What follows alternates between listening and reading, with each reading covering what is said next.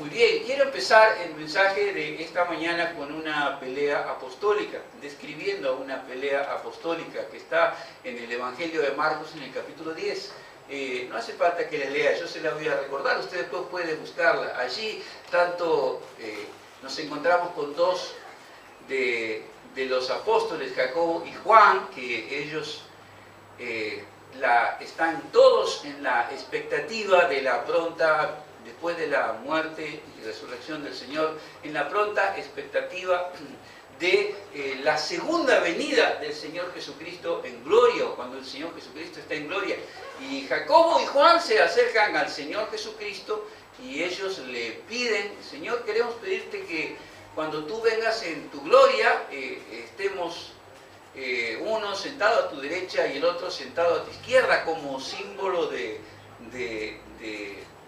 privilegio y de derechos al estar sentado junto al Rey de Gloria. A lo cual el Señor Jesucristo les dice: ustedes no saben lo que están pidiendo. ¿Saben lo que están pidiendo? Ellos dijeron: sí, nosotros sabemos. El Señor les da una explicación. Pero mientras Él está explicando todo esto, el resto de los otros 10 apóstoles se enteran de esta conversación y se enteran también de lo que ellos han pedido y se enojan mucho con Jacobo y con Juan. A lo cual el Señor Jesucristo les da una pequeña reflexión, una pequeña historia para que ellos aprendan lo que, no solamente lo que están pidiendo estos dos, Jacobo y Juan, sino lo que significa también el servicio. La palabra diácono significa servicio, y vamos a entrar después en mucho de esto. Y el Señor Jesucristo les enseña, les dice: los reyes, los gobernantes se enseñorean de las naciones. Lo cual conocemos de esto. Sabemos que muchas veces en lugar de servir al país, los gobernantes se enseñorean del país. Y luego les dice que los grandes en las naciones toman también potestad también sobre lo mismo, sobre las personas, sobre el pueblo. Dominio, absolutismo, autoritarismo. Pero, ¿qué dice el Señor Jesucristo sobre cómo debe ser el servicio entre los hermanos en la iglesia? Él les dice: pero no será así entre ustedes. Nunca se olvide de estas palabras del Señor Jesucristo. No será así entre ustedes. El que quiera ser grande entre ustedes será vuestro servidor. La palabra servidor allí es diácono. Y el que quiera ser el más grande será el siervo de todos. Y la palabra siervo allí es esclavo. De modo que fíjense que a mayor anhelo de reconocimiento, mayor servicio y mayor humildad. ¿Se entendió? Mayor servicio y mayor humildad. Todos los cristianos somos llamados a servir. Todos somos llamados a servir, no solamente a darle la gloria al Señor, sino también a servir a Dios, iglesia y al prójimo. Pero las Escrituras nos enseñan que si bien hay un servicio que todos los cristianos tenemos que ejercer, que realizar, que llevar adelante, hay algunos que son apartados para un servicio público, oficial, reconocido, escogido, llamado y ordenado en la vida de la iglesia. Así que quiero repetir esto para que podamos diferenciar entre el servicio que todos tenemos que hacer, que también es una diaconía, ¿se entiende? También es una diaconía, porque la palabra diácono significa servicio. Pero hay otros que son reconocidos, son llamados pública y oficialmente, y también son ordenados por la iglesia, consagrados. Se les otorga una autoridad especial para realizar determinados tipos de servicio, pero para llegar a eso y para que esto se ponga en práctica hay algunas condiciones que deben ser cumplidas, que deben ser cumplimentadas.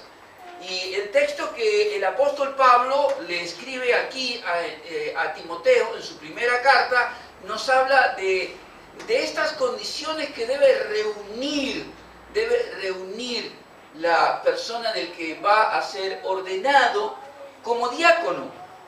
Le invito a que usted tenga, por favor, abierta su Biblia, primera carta del apóstol Pablo a Timoteo, capítulo 3, donde nos vamos a encontrar con estas condiciones que debe reunir en su vida personal, familiar, en su conducta, el que va a ser ordenado como diácono. En primer lugar, vamos a presentar los requisitos bíblicos necesarios que la palabra del Señor pide para los que van a ser ordenados como diáconos, y tienen que ver con la vida espiritual y con una conducta ética correcta. Tiene que ver con una vida espiritual y también con una conducta ética correcta como corresponde. Versículos 8 y 9.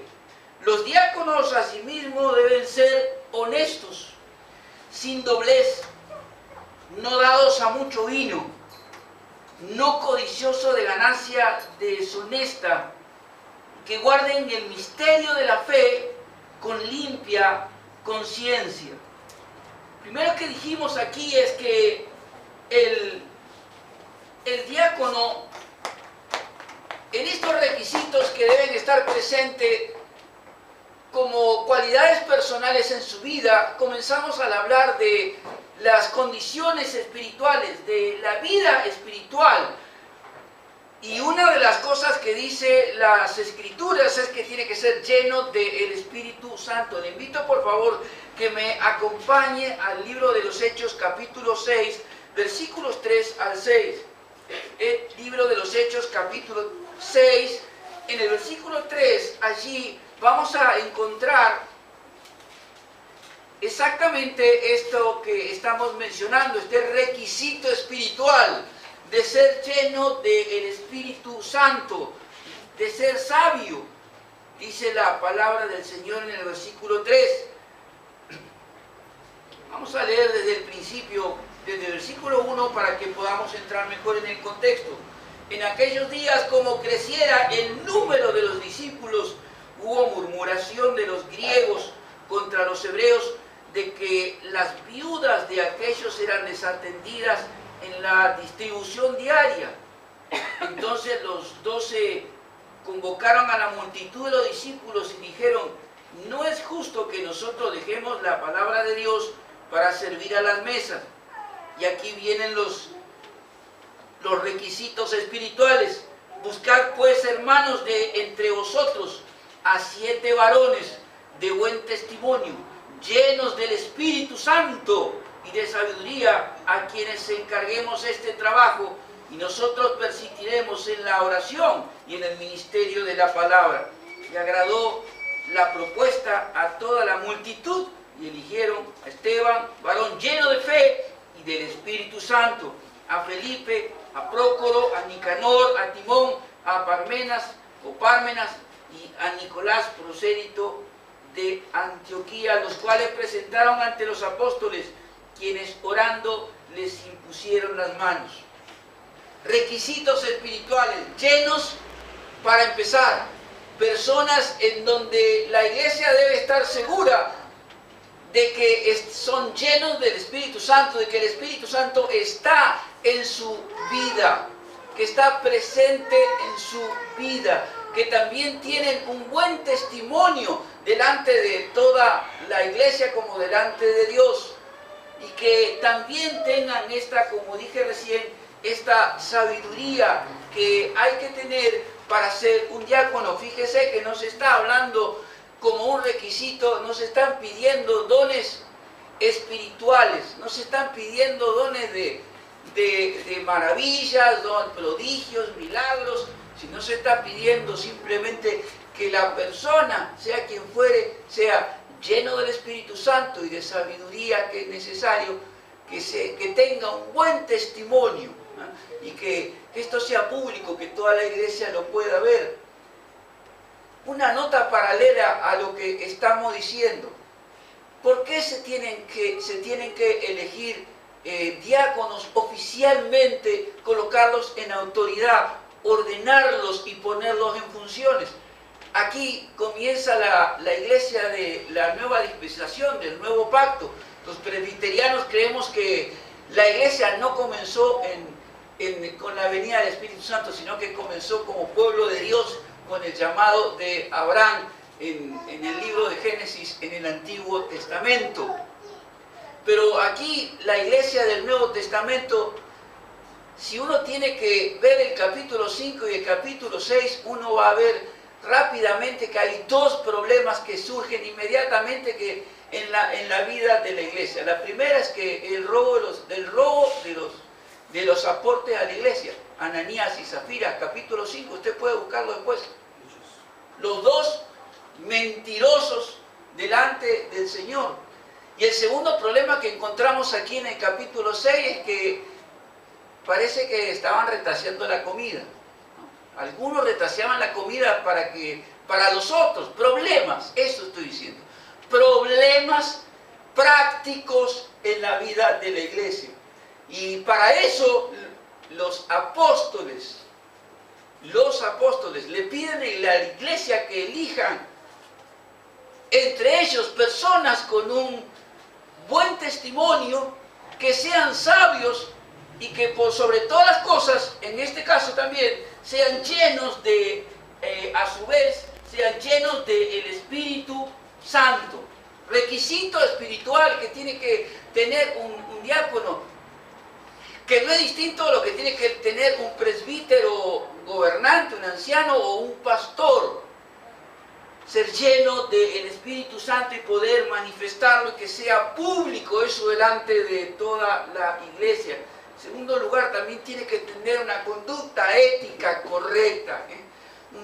Ser personas que tengan una ética correcta. Dice allí la palabra del Señor, los diáconos, volvemos a 1 Timoteo capítulo 3, versículo 8. Los diáconos asimismo deben ser honestos, sin doblez, no dado a mucho vino y no codicioso de ganancia deshonesta, y que guarden el misterio de la fe con limpia conciencia.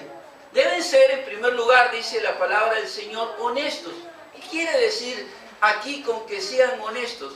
Personas que sean no solamente respetuosas, sino personas que, sabiendo cómo deben hacerse las cosas, las lleven a cabo, las hagan como es debido, como se espera de ellos, que ante todo el resto de la vida de la iglesia puedan mostrar públicamente a través de su conducta, guiada también por el Espíritu Santo, su honestidad, haciendo lo que se debe hacer y rechazando lo que no se debe hacer. Porque en la vida de la iglesia, que no somos perfectos, muchas veces ocurren cosas en donde el pastor ni se entera, ni tampoco el anciano, pero muchas veces el diácono sí. Y el diácono tiene que tener esta honestidad delante del Señor y delante de los demás. Aquí, como he leído en el libro de los Hechos, en el capítulo 6, y también hablé de lo que sucede en el capítulo 5, son problemas prácticos los que muchas veces van a tener que enfrentarse quienes ejercen el ministerio de diácono. El diácono no ejerce gobierno en la iglesia, es servicio, pero son muchísimas las veces que se tiene que enfrentar a lo largo de los años con problemas prácticos, como surgieron aquí. Personas que muchas veces quizás no dicen toda la verdad o tratan de complicar la vida de la iglesia haciendo las cosas que no deben, como fíjense en lo que acabo de decir en el capítulo 6, problemas en la distribución de la comida. ¿Cómo puede ser que la iglesia se esté peleando, tenga que estar quejándose porque los más humildes no reciben la comida porque hay otros que se la están retaseando, se la están ocultando, no se la están proveyendo. Sin embargo, esto es lo que ocurría. Y por eso es necesario, los apóstoles piden a la iglesia que elijan de entre ellos, no de afuera, de entre ellos, que elijan a personas llenas del Espíritu Santo, sabiduría, buen testimonio, que sean conocidas por todos y que también tengan esta conducta, que sean honestos, porque si bien hoy en muchos casos no hay estas necesidades, así hay muchas congregaciones en que es necesario distribuir alimentos entre los más humildes dentro de la congregación. Y para eso es necesario que haya personas honestas. En segundo lugar, dice la palabra del Señor que los que van a ejercer el diaconado tienen que ser sin doblez. Y cuando el apóstol Pablo se refiere con esta expresión sin doblez, significa que el diácono no debe, en su interrelación, en su relación con el resto de los hermanos de la iglesia, no debe ser una persona, y de hecho le digo que con el tiempo no tarda mucho, el resto de la iglesia se entera, no tiene que ser una persona que diga una cosa en un lado y diga una cosa en el otro. ¿Me entiende, verdad? Porque escucha, porque alguien viene a comentarle determinados asuntos y dice una cosa en un lado y dice otra cosa en el otro. Eso es doblez. Y no puede existir esta conducta, esta mala ética en la vida de un diácono. Tampoco puede ser alguien que escuche algo en un lado y guarde silencio para que nadie se entienda. ¿Para qué? Para no tener problemas. Esto tampoco puede estar presente en la vida de un diácono, ni de un anciano y menos de un pastor. Escuchar algo y porque no quiero tener algún tipo de problema con el hermano, la hermana o con quien sea, entonces guardo silencio frente a los demás. Me pongo, como decimos aquí en Buenos Aires, me pongo en la vereda del frente y dejo que los demás resuelvan sus problemas o sus dificultades. Eso no es la tarea de un diácono que sirve sin doblez. Esta es la ética que tiene que tener un diácono. No solamente ser lleno del Espíritu Santo, y si es lleno del Espíritu Santo, no va a tener doblez en su relación con el resto de los hermanos.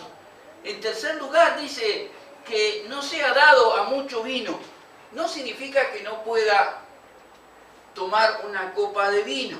Aún los médicos dicen que es bueno para los mayores que tienen problemas de corazón tomar una copa de vino.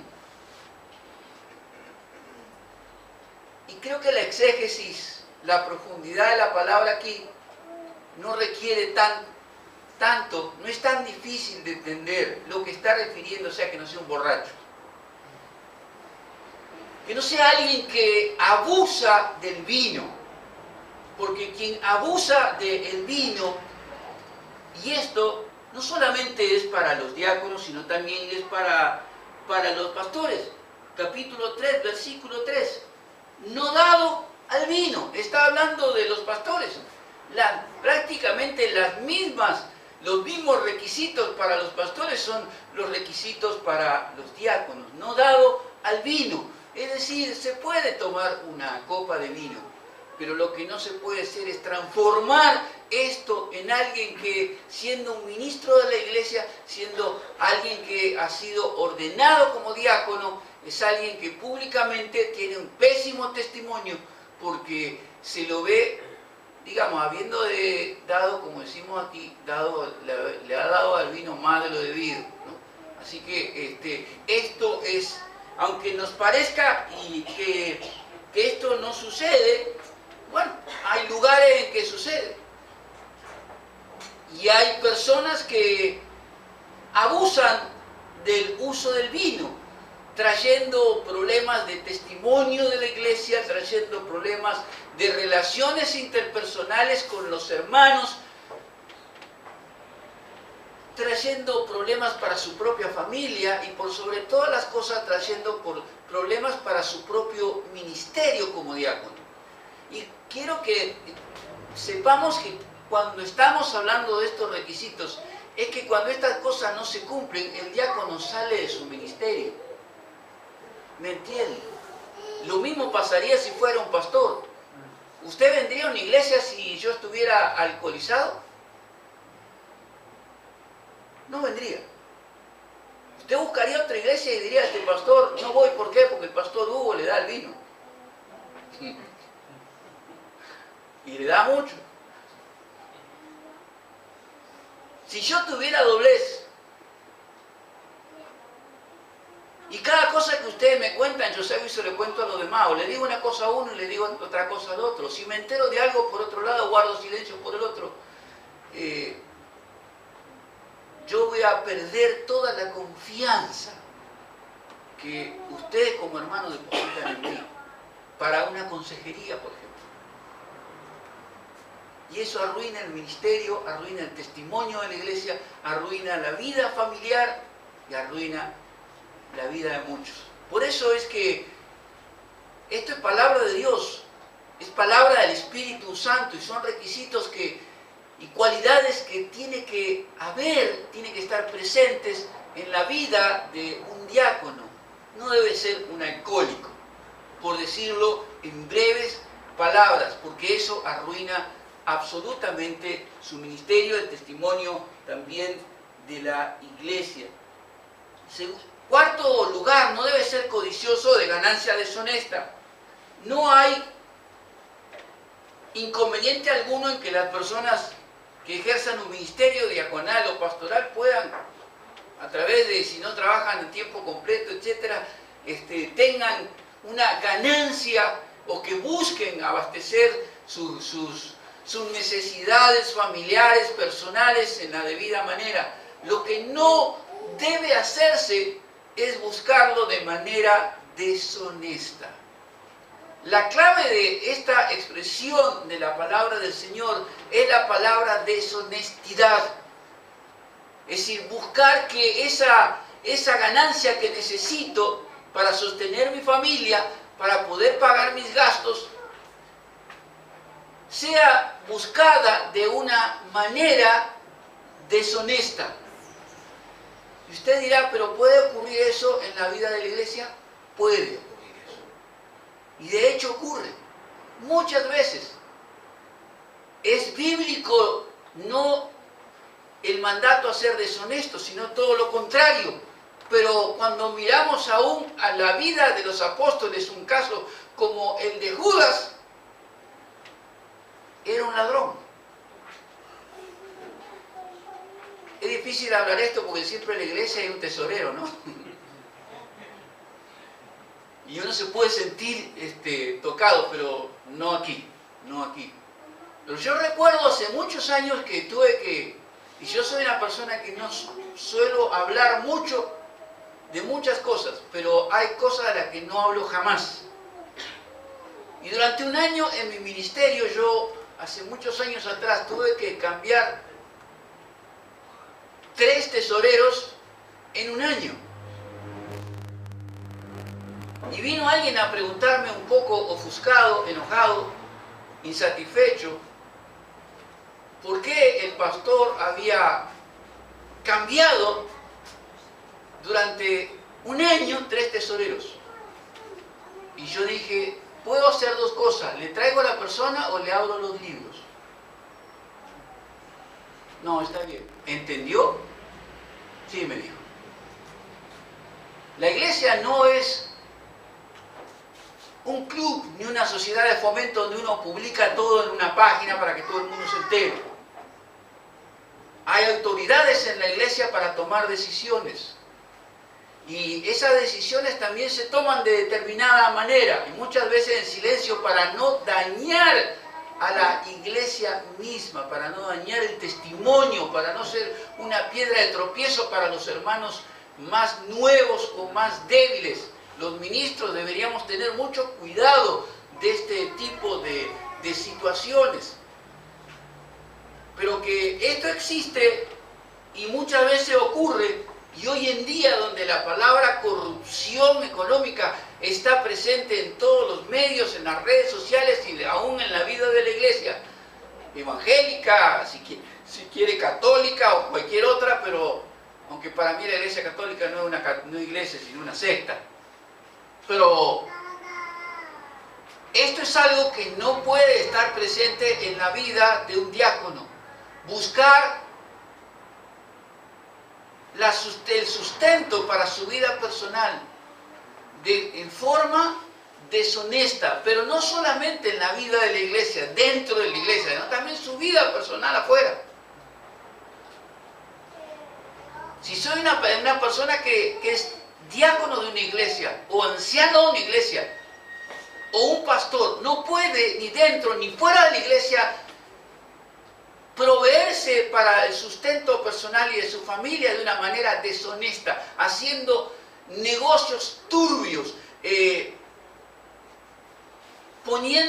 dando cheques falsos o no cumpliendo sus obligaciones, porque está dando un testimonio pésimo a los demás de lo que no solamente la vida cristiana, sino también lo que es un obrero, un ministro de Dios. Ganancia deshonesta no puede estar jamás en la vida de un diácono. Y en último lugar aquí en este principio es que tiene que guardar el misterio de la fe con limpia conciencia. ¿Qué es el misterio de la fe? Es las sagradas escrituras, la fe revelada por Dios en su sagrada palabra y que también fue revelada a nosotros, sus hijos, por medio de su Espíritu Santo. Esto que para muchos es un misterio, que no lo pueden entender, nosotros sí podemos entenderlo, porque nuestros ojos, nuestro entendimiento, nuestro corazón ha sido abierto por la obra del Espíritu Santo y podemos entender la palabra de Dios. Y quien va a ser ordenado como diácono o el que ejerce el diaconado debe guardar esa palabra, esa revelación que Dios ha dejado en su sagrada palabra. Lo tiene que hacer con una limpia conciencia. Debe mirarse a sí mismo constantemente en su ministerio, en lo que va a realizar en cada momento de su vida ministerial. Debe él mismo autoexaminarse y preguntarse si su conciencia, y quiero detenerme un instante aquí, frente a lo que hace en el ministerio, está limpia o sucia.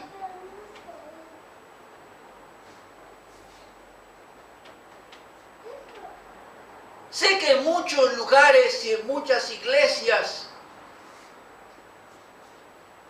el ministerio del diácono ha sido devaluado, ha sido puesto quizá para que pague las cuentas de la iglesia o alguna otra cosa, pero lamentablemente se ha llegado a ese extremo. Pero cuando uno va a las Escrituras ve que el ministerio del diácono, que está junto a los ancianos o presbíteros gobernantes y junto con el ministro de la iglesia, sube.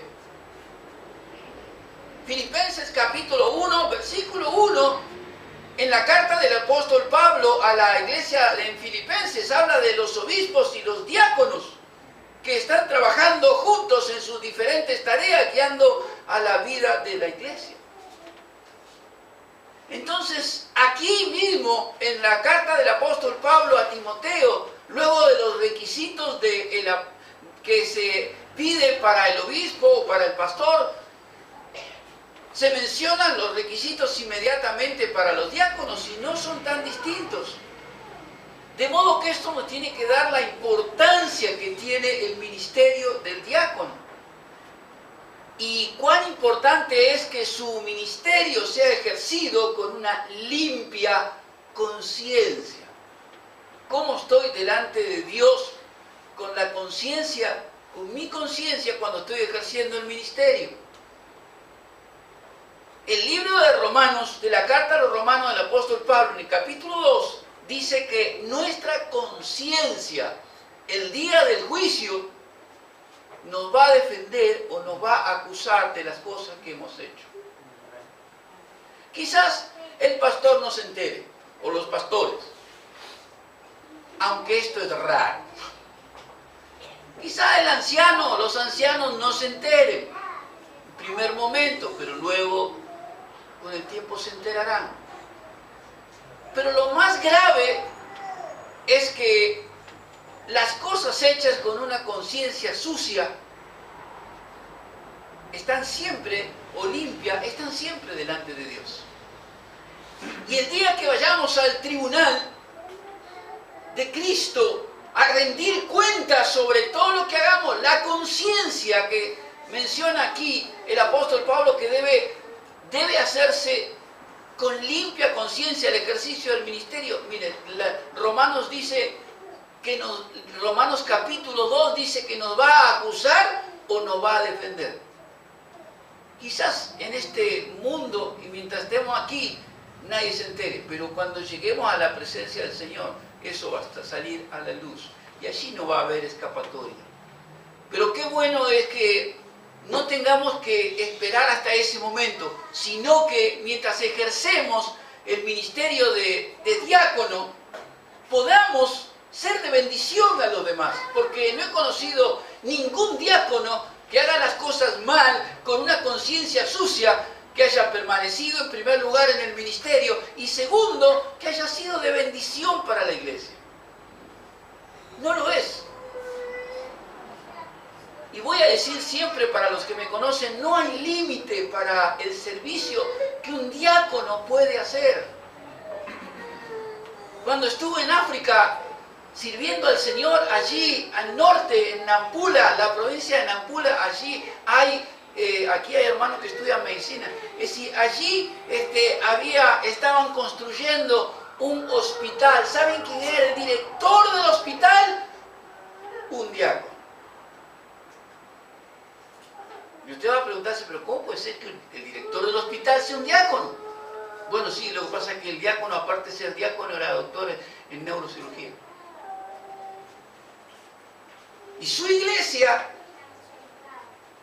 en ese servicio para los pobres, los más humildes, los necesitados, que forma parte de lo que un diácono debe hacer, lo mandó al África por un llamado del Señor para él a servir como diácono, pudiendo quedarse en los Estados Unidos a trabajar como médico, como neurocirujano. Sin embargo, él fue como un diácono de la iglesia a servir como director de un hospital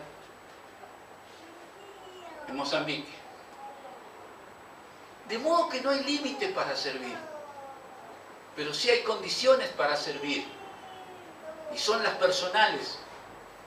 Este misterio de la fe debe ser hecho con una limpia conciencia. En segundo lugar, allí tiene que haber también una consagración personal.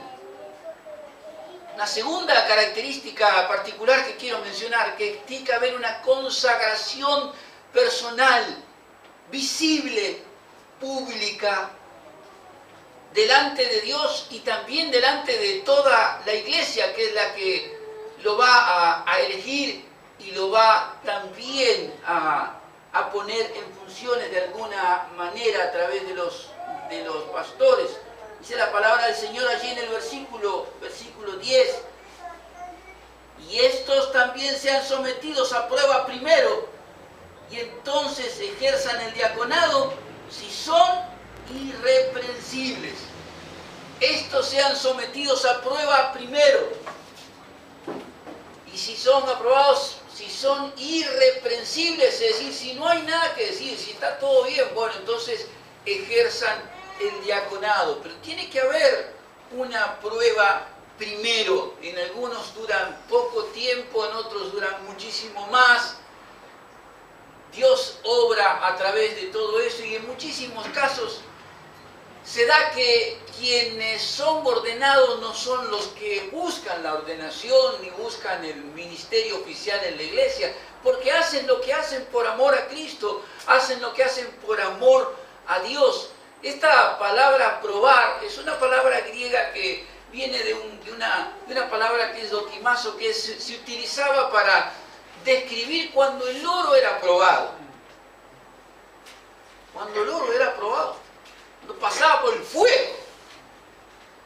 Y solo después, cuando realmente se podía comprobar lo que había y que era genuino, entonces se decía, bueno, esto es oro. Interesante que el Espíritu Santo utiliza esta palabra aquí para hablar del diácono. Que sea probado primero. Lo mismo con los pastores.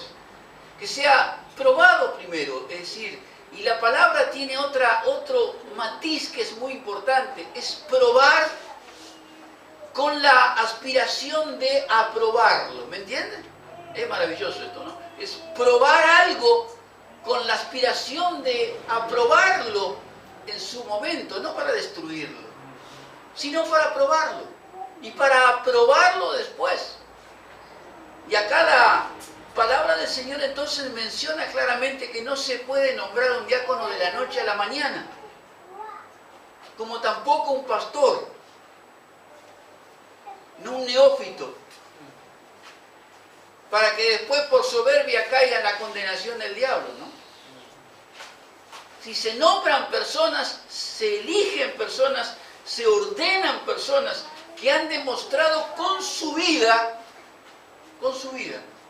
práctica, con su cristianismo, con su fe, que son verdaderos cristianos y que vale la pena, por decirlo de alguna manera aquí, no es la expresión más correcta, pero vale ordenarlos y ponerlos en funciones, porque han mostrado a lo largo de los años que han ejercido un ministerio sin encargo, que han mostrado de diversas maneras públicamente que tienen buen testimonio. Y no estoy hablando de perfecciones, porque todos nos equivocamos. Y algunos han caído y se han levantado y han seguido adelante y han mostrado su fe. Por tanto, esto de ser probado debe ser algo que también debemos tener en cuenta como iglesia. A la hora que se elige un diácono, se tiene que tener en cuenta primeramente estas cuestiones. Debe ser probado, es decir, debe haberse visto que en el transcurso del tiempo han tenido no solo buen testimonio, sino que han servido al Señor y han servido a la iglesia fielmente. Solamente después se los puede colocar en este ministerio diaconal. Ministerio que, para ponérselos en práctica, tiene que pasar por distintos aspectos.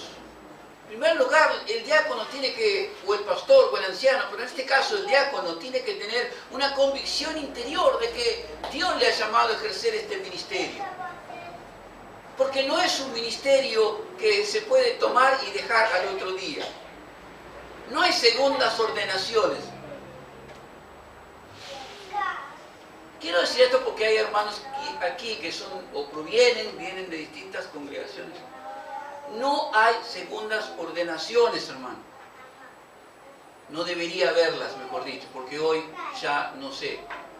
Pero de acuerdo a la palabra, es decir, no hay segundas ordenaciones. No debería haberlas. Hay reconocimiento de las ordenaciones. Y esto hace que una ordenación, cualquiera sea de una importancia absolutamente grande. Primero tiene que haber esa convicción interior en el diácono de que Dios le ha llamado a ejercer un ministerio público, ordenado, consagrado, fiel, de manera continua. No que hoy puedo y mañana no. Porque esto no es voluntario, es llamado de Dios. En segundo lugar, debe haber una elección de parte de la iglesia. Sé que muchas iglesias no guardan este aspecto. No encontrará palabra de juicio en mí, pero sí voy a exponer lo que dice la palabra. Lo acabamos de leer en Hechos capítulo 6. Los mismos apóstoles le pidieron a la iglesia que escogieran. Es la iglesia la que elige, no el pastor. ¿Me entiende? Pues yo me puedo equivocar también. Pero la iglesia es la que finalmente debe elegir públicamente a los que son diáconos, a los que son ancianos y a los que son pastores. No son los pastores o el consejo pastoral, el consistorio de la iglesia, como también se llama en la iglesia presbiteriana, es decir, presenta a la iglesia. Pero la iglesia, en oración, en ayuno, en tiempo, es la que finalmente dice, sí, queremos a esta persona como diácono. Y yo quiero remarcar este asunto porque el libro de los Hechos enseña que cuando Pablo y Bernabé iban de iglesia en iglesia constituyendo ancianos o presbíteros, tenían lo que dice la escritura en el texto original griego.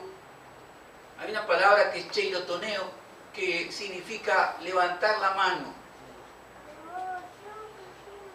Era la costumbre que se usaban en las asambleas griegas para aprobar algo. Y eso lo utilizaron, guiados por el Señor, los apóstoles para elegir a los funcionarios de la iglesia. Cuando se elegía un pastor, cuando se elige a un diácono, la iglesia en forma pública, y bueno, hoy lo hacemos a boleta cerrada para que no se peleen, ¿no? Pero bíblicamente, la mano era alzada en público para dar el amén a quienes iban a ser los ancianos o los que iban a estar al frente de la iglesia. Así que lo que quiero enseñar es la forma como se ha hecho y es la forma como lo hacemos aquí también, y en muchas iglesias se hace de esta manera, es lo que enseña la Escritura. Un llamado interior, un llamado, una aprobación de la iglesia, y en tercer lugar una puesta en funciones oficial que llamamos ordenación, la que es realizada por otros por medio de la oración y la imposición de manos. Pero si quiere usted quedarse con este principio en este punto, uno debe ser, el diácono tiene que ser probado, tiene que ser aprobado, y recién después tiene que ser puesto en funciones. Es lo que dice la palabra del Señor. Estos sean también sometidos a prueba primero, entonces ejerzan el diaconado después si son irreprensibles. Quiero pasar al versículo 12, al último punto, 12 y 13.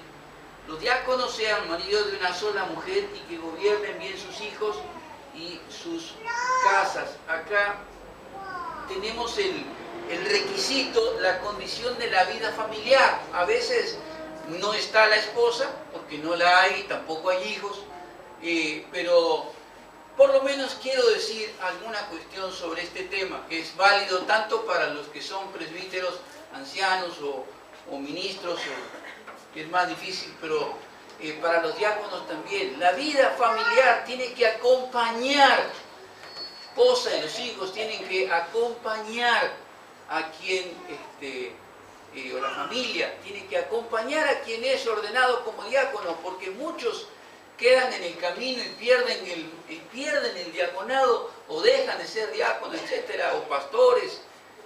¿Por qué? Porque muchas veces la familia no está de acuerdo, o la familia no tiene el tiempo para acompañarle, o hay oposición. ¿O hay una oposición? ¿Están de acuerdo con que el esposo sea un diácono, sea un presbítero, pero por el otro lado hay otras obligaciones en casa o que hay que hacer o de trabajo, y esto también genera todo un problema de relación interpersonal, y lo hemos visto muchas veces? Yo lo he visto muchas veces durante el ministerio. Por eso mi costumbre es cada vez que se va a nombrar a alguien como diácono o como presbítero, bueno, tener una conversación antes para que con tiempo se conversen estas cosas, porque después es muy triste para todos. Es decir, la familia tiene que estar acompañando también al diácono en el ejercicio de su ministerio, en el sentido de apoyarle, de orar por él, de darle también ese espacio de tiempo para que pueda ejercer vida familiar. Y en último lugar, también hay bendiciones que son prometidas. No solamente todos son requisitos, es decir, o condiciones, también hay bendiciones prometidas. Versículo 13 dice: porque los que ejerzan bien el diaconado, y llamo su atención a los que lo ejerzan bien, porque hay gente que lo ejerce mal, como también mal pastorado. Los que ejerzan bien el ministerio, el diaconado, ganan para sí un grado honroso y mucha confianza en la fe que es en Cristo Jesús. No está mal tener, acá lo que encontramos son incentivos y recompensas, incentivos y recompensas espirituales. Es decir, no está mal hacer y llevar adelante el ministerio como un diácono en una iglesia, esperando la recompensa que el Señor va a darles. Ganan para sí, dice la palabra del Señor, en primer lugar, un grado honroso. ¿Para quién lo ganan? Dice, para sí mismo, para sí mismo, no para otros. Los que ejercen bien el diaconado, hay una incentivación y hay una recompensa, es decir, que es ganar para sí mismo un grado honroso. La palabra grado significa peldaño, se utilizaba para describir las escaleras, es decir, a medida que el ministerio es ejercido de una manera excelente, ¿qué es lo que gana el diácono? Dice la palabra del Señor aquí, va ascendiendo como en una escalera, va ascendiendo cada vez más en un grado honroso para sí, es decir, delante del Señor y delante de toda la iglesia. Pero esto se hace lógicamente con el tiempo y dándole las oportunidades para que cada uno pueda realizarlo. No solamente es esto lo que ganan también, sino mucha confianza en la fe que es en Cristo Jesús. Esta confianza en la fe no es ganada para los demás, vuelvo a insistir, es ganada para Él. Ejercer bien el diaconado, llevarlo adelante en el transcurso del tiempo, hace que la persona realmente en su interior, en su fe interior, en su fe personal delante de Dios, es decir, tenga no solamente una limpia conciencia, como dijimos anteriormente, sino que realmente puede estar tranquilo en todo lo que hace y en todo lo que dice. Porque el ejercicio fiel y el ejercicio de un diaconado correcto, que muchas veces, y me detengo un instante aquí, tanto del diácono como del presbítero o el del pastor, no es fácil. Y muchas veces trae a veces lágrimas y trae problemas con quienes quieren que uno no haga las cosas o él no haga las cosas como corresponde. Pero ese es el precio de la limpia conciencia y el grado honroso que se gana delante de Dios y delante de toda la iglesia. Quizás todo lo que yo he dicho en esta mañana o sea poco conocido porque no se predica mucho o sea poco practicado en muchos lados. Pero es lo que Dios ha establecido para el que ejerza el diaconado. Para muchos en algunas iglesias es un paso previo a ser anciano o pastor. Pero en otros lugares del mundo, y esto es algo que cuando yo me enteré ya hace unos años atrás, realmente fue una enseñanza y quiero terminar este mensaje de esta manera. Hace muchos años, hablando con el pastor de la catedral anglicana aquí en Buenos Aires, él veía siempre mi entusiasmo. Cada vez que nos reuníamos para conversar, él veía siempre mi entusiasmo por el diaconado, porque es un oficio, un ministerio que la iglesia necesita y que Dios lo ha establecido que esté. Me contó que en Inglaterra hay una asociación nacional de miles de diáconos. Entonces yo le pregunté a él, ¿por qué razón los diáconos en ese caso no querían avanzar y ser ancianos, presbíteros o ser pastores? Y me decía, porque han descubierto que ese es el ministerio que Dios le ha dado. Eso es el llamado de Dios para ellos. Y no fueron llamados a ser pastores, fueron llamados a ser diáconos. Y tienen la oportunidad durante toda su vida de ejercer su diaconado a pleno. De modo que hay muchas maneras de servir a Dios,